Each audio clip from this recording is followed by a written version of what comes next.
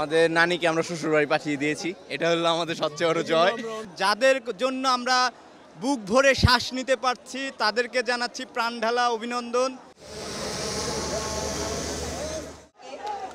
এবং সেই কথা মনে করে চট্টগ্রাম আমাদের নানিকে আমরা শ্বশুরবাড়ি পাঠিয়ে দিয়েছি, এটা হলো আমাদের সবচেয়ে বড় জয়। আর স্বৈরাচার বাংলাদেশে চলে গেছে, আমরা এখন ভাই একদম হ্যাপি, আমাদের সবকিছু ভালো এখন চলতেছে। আজকে ৩৬শে জুলাই ২০২৫ এক বছর পূর্তি। এই জুলাই গণ অভ্যুত্থানে যাদের জন্য আমরা বুক ভরে শ্বাস নিতে পারছি তাদেরকে জানাচ্ছি প্রাণ ঢালা অভিনন্দন। এবং যারা আমরা এখনও জীবিত আছি, আমাদের অনেক দায়িত্ব, বাংলাদেশকে নতুন করে সাজাতে হবে। আমরা আজকে এই সংসদ ভবনের দক্ষিণ প্লাজায় বিভিন্ন শ্রেণী পেশার মানুষ উপস্থিত হয়েছি। আমাদের মনে শুধুই আজকে আনন্দ আনন্দ আনন্দ। ইনকিলাব জিন্দাবাদ।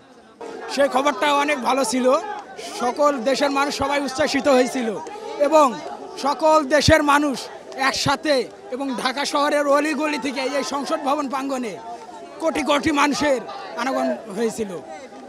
গণভবন সহ পুরো ঢাকা শহর তখন ছিল ছাত্রদের দখলে।